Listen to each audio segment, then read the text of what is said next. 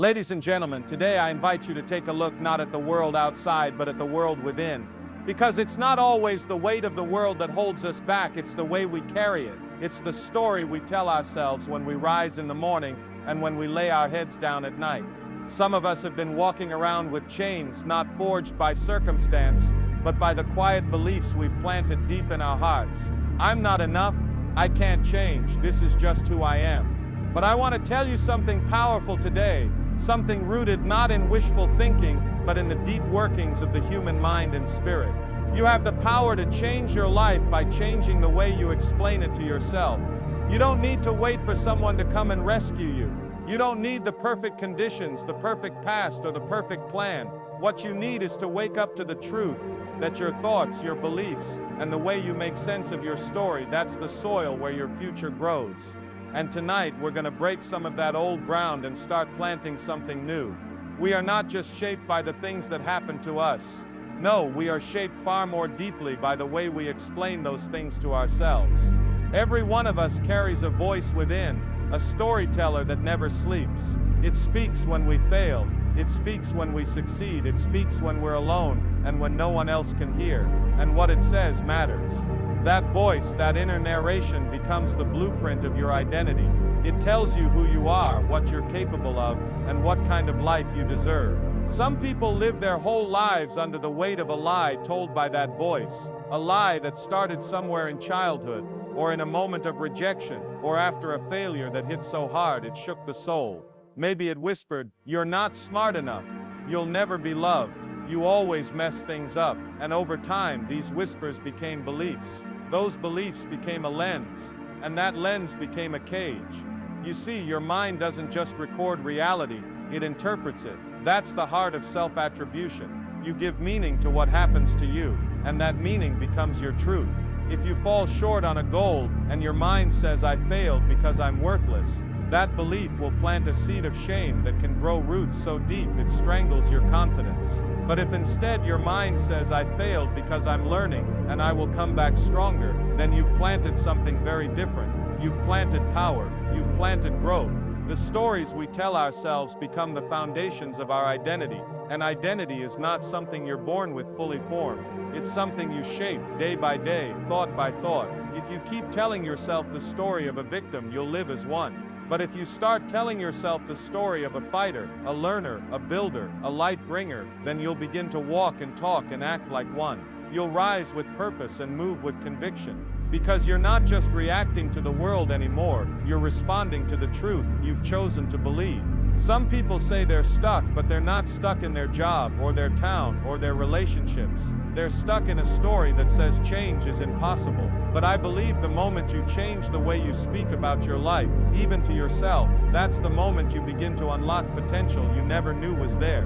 You don't have to fake some perfect image. You don't have to lie to yourself. You just have to be willing to tell a different story, a true story. A story where you are not the mistake, but the one who rises after the mistake. Not the failure, but the one who keeps trying. Not the abandoned, but the one who chooses to love again. That's where power is. You see, the mind is a remarkable creation. It listens to what you repeat. What you rehearse becomes your reality. If you tell yourself every day that you are weak, it will be hard to act strong. But if you tell yourself every day that you are growing, learning, adapting, that you are becoming more than you were yesterday, then you begin to live with a holy fire inside you. Not pride, but purpose. Some people think change is about effort alone, but effort without belief burns out. It is belief that fuels sustained action, and belief is born from the words we speak to ourselves in silence. So if you've been calling yourself broken, or cursed, or unlucky, it's time to evict that lie. It's time to look back over your life and say, "No, I'm not broken. I'm being shaped. I'm not cursed. I've been challenged so I can rise. I'm not unlucky. I've been given what I need to find something greater." We all face hard times. We all fall short, but falling short is not the same as falling apart. The great difference is in what we tell ourselves after the fall. One person says, "This means I'm done." Another says, "This means I'm just getting started." And the one who rises is not the one with the easier road, it's the one with the stronger story. The story that says, "I am not my failures. I am not my fears. I am not the names others gave me. I am what I choose to become." That choice is yours. You don't need permission. You don't need to wait. You can begin right now to speak differently about your past, your present, your potential. Don't just survive life, interpret it. Don't just exist. Decide what your experiences will mean to you, because that decision will write the script you live by. We cannot control everything that comes our way, but we can control how we explain it to ourselves. And that, my friends, makes all the difference. That's not denial. That's not ignoring reality. That's reclaiming the power to define reality from the inside out. That's taking hold of your identity with both hands, and refusing to let it be shaped by fear or pain, or someone else's voice. That's rising. That's transformation. And I believe that if you begin to speak to yourself with truth, with courage, and with grace, your life will begin to move in a direction you never thought possible. Not because the road got easier, but because you stopped seeing yourself as powerless along the way. You realize that the greatest power isn't in what happens to you, it's in how you interpret what happens to you. And from that place, you can build a life that isn't just lived, but fully awakened. There comes a time in every life when a decision must be made. A decision not about the outside world, but about the heart. Not about circumstances, but about identity. Each of us, no matter where we were born, or what has happened to us, carries within us the power to choose how we walk through this life. We can choose to live as victims of our past, or as victors over it, and that choice makes all the difference. The truth is, life isn't fair. It never has been. Some are born into comfort, others into chaos. Some are handed opportunity, others are handed hardship. But listen to me now. What life gives you is not as important as what you do with it. That's where ownership comes in. That's where the difference between surviving and truly living is found. You can't always control what's been done to you, but you can always control what you do next. There are people walking around today who have been broken, betrayed, rejected, and overlooked. Maybe that's you. Maybe the weight you carry comes from something someone else did to you. Something cruel, something unfair, something that tried to define your worth. And maybe for a while, you believed it. You believed that because you were hurt, you were powerless. Because you were left behind, you were unwanted. Because you were doubted, you were destined to fail. But I came to remind you that none of those things have the power to define you unless you let them. You see, the victim mindset says, I can't help it. It's not my fault. I'm stuck this way. It blames, it waits, it shrinks. And the more you live in that space, the smaller your world becomes. But the victor mindset, oh, that's different. That mindset says, I didn't choose what happened to me, but I choose what happens next. I choose to rise, to heal, to grow, to lead. I choose to write a new chapter. That kind of ownership doesn't come from pride. It comes from strength. Not the strength of the world, but the strength of the spirit. Ownership is not about blaming yourself for everything. It's about refusing to give away your power to anything. It's about saying, yes, this happened, but it does not define me. It shaped me, but it does not own me. When you take ownership of your life, you stop waiting for someone else to save you. You stop expecting the world to make things fair. You start walking in the authority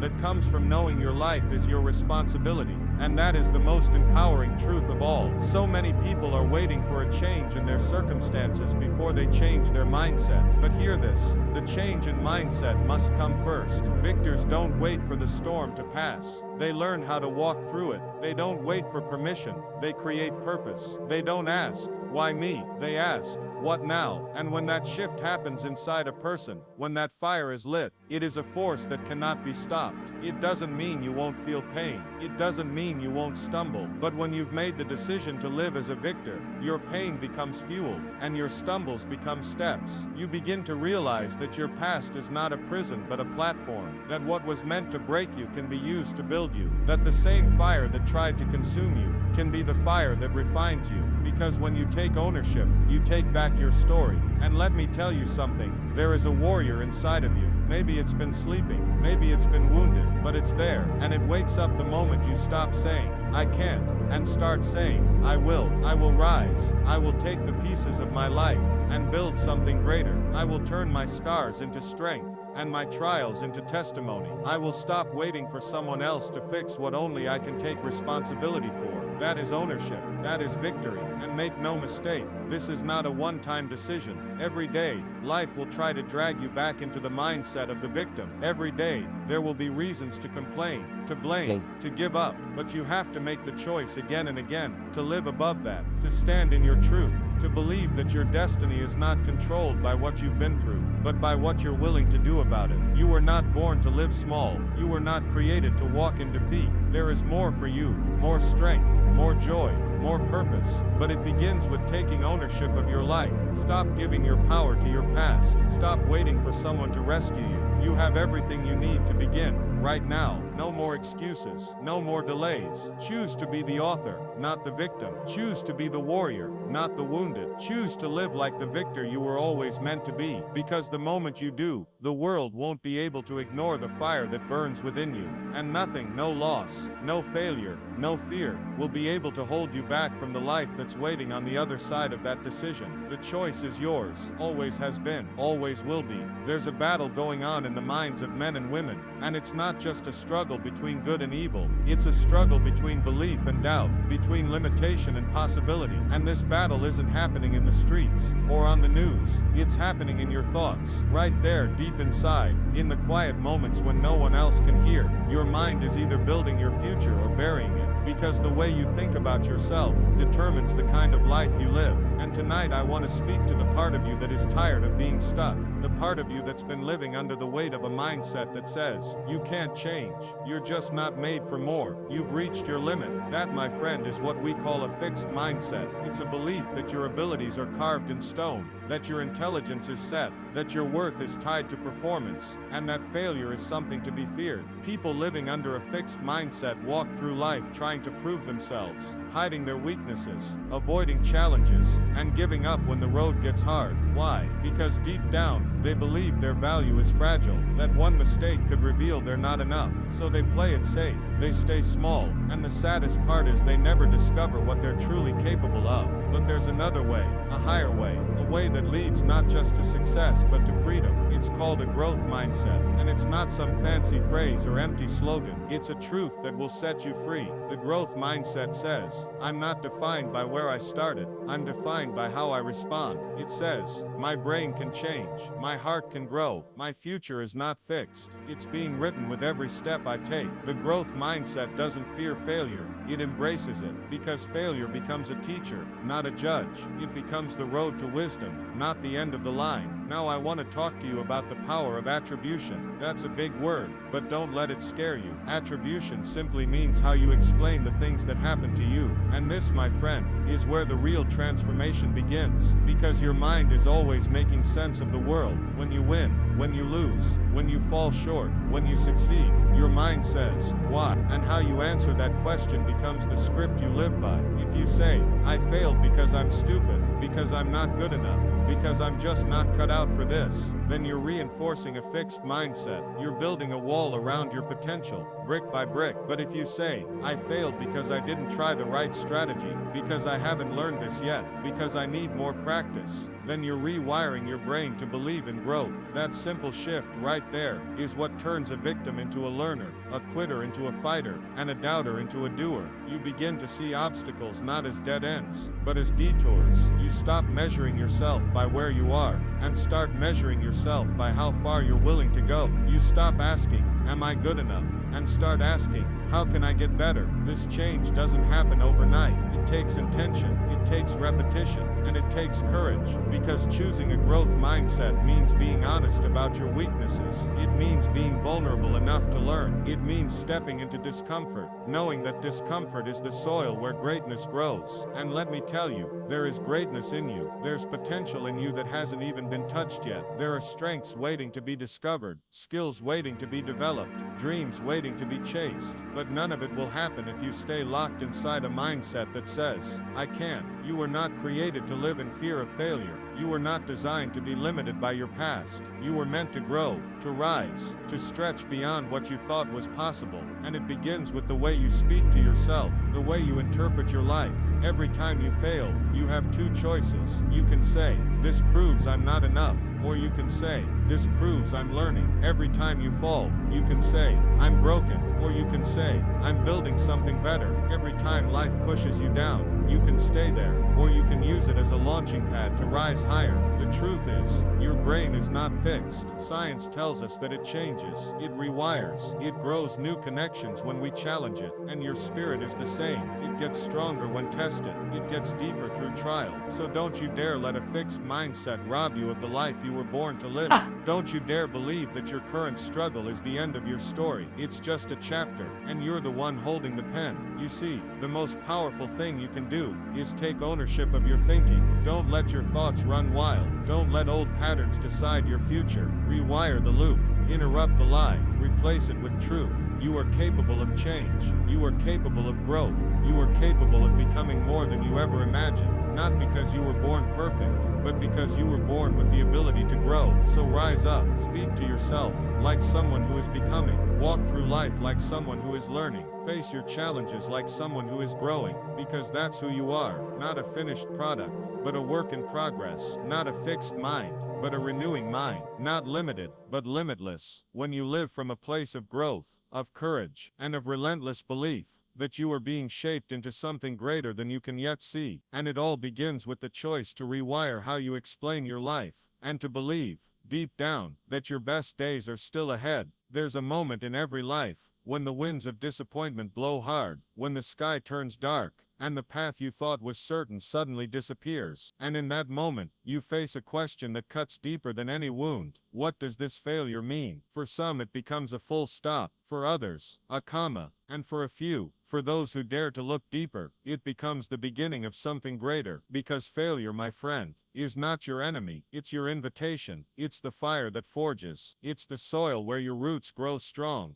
But only if you learn how to see it right. You see, it's not the fall that defines us. It's the frame we put around the fall. Life is full of setbacks. You tried and came up short. You risked and got hurt. You dreamed and got denied. And when that happens, the first voice that speaks is not always kind. That inner voice might say, "See, you're not cut out for this. See, you should have known better. See, you'll never win." And if you listen to that voice, if you take those words as truth, you will start to build a prison inside your own mind. A prison built from the bricks of shame, fear, and regret. But what if you chose a different voice? What if you stepped back and reframed the entire moment? What if you said, "This is not the end. It's a lesson. This is not a sign to quit. It's a signal to grow. This is not a defeat. It's a direction." That right there is the power of attribution. It's how you explain the fall. It's how you interpret the silence after the storm. And let me tell you something, you hold that power in your own hands. Nobody else gets to decide what your failure means, unless you hand them the pen. Some folks go through life with a mindset that says, "If I fail, I am a failure," and that belief becomes a chain. It keeps them from trying again. It keeps them playing small. But others, they rewire that belief. They say, "I failed because I dared. I fell because I was running. I got knocked down. But that just means I'm still in the fight." They don't run from failure. They mine it. They dig deep and find the gold of growth buried beneath the rubble. You see, failure doesn't stop you. Misinterpretation of failure stops you. Yeah. The moment you begin to see every setback as a setup for strength, everything changes. You begin to walk through storms with your head held high, not because the storm is gone, but because you've learned how to dance in the rain. You start using your past not as a weight to carry, but as a foundation to build on. Because the person who learns from failure becomes someone even success can't shake. It's all in the framing.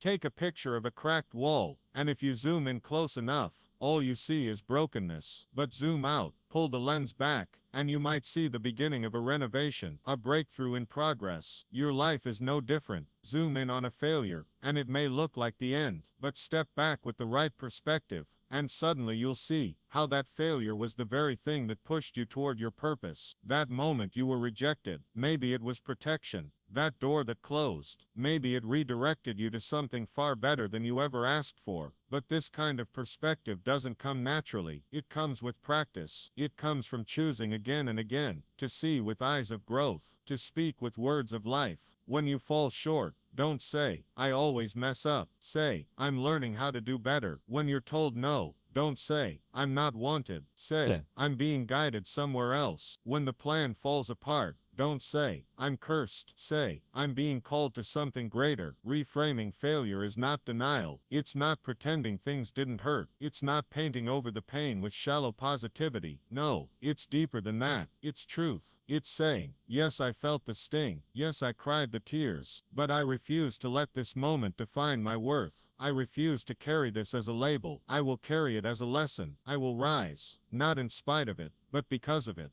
And I want you to hear this. You are not the only one who's failed. Every great man and woman who's ever lived has stumbled. Every person who's ever achieved something remarkable has walked through rejection, through fear, through seasons of doubt. But what set them apart was not perfection. It was persistence. It was their willingness to keep walking when the road cracked beneath their feet. It was their decision to attribute failure to effort, not identity, to separate the outcome from their value. You are not your last mistake. You are not your weakest moment. You are not the closed doors or the missed opportunities. You are the one who kept going, the one who learned, the one who believed there was still more ahead. And as long as you choose to see it that way, there is no failure that can hold you down. So I ask you now, how are you explaining the setbacks in your life? What meaning are you giving to those moments that broke your heart, or left you confused, or made you question everything? Because the meaning you give them will either lift you or limit you. You can frame your failure as proof that you're done, or you can frame it as evidence that you're growing. The power is yours. Start today. When you look back on what didn't work, speak to it differently. Declare that you are not buried. You are being planted. That this moment is not your tomb, it's your training ground. That failure has not defeated you. It has defined your next direction. Let it teach you, let it shape you, but never let it name you, because there is a difference between what happened to you and what you become as a result. You were made for more. You were born to rise, and the road to greatness is paved with the stones of failure, if you're willing to use them. So pick up every setback, pick up every letdown, and lay them down as stepping stones. Keep walking, keep building, keep believing, because this isn't the end. This is the beginning of something more powerful than you ever imagined. So now, as you stand at the edge of your next decision, remember this.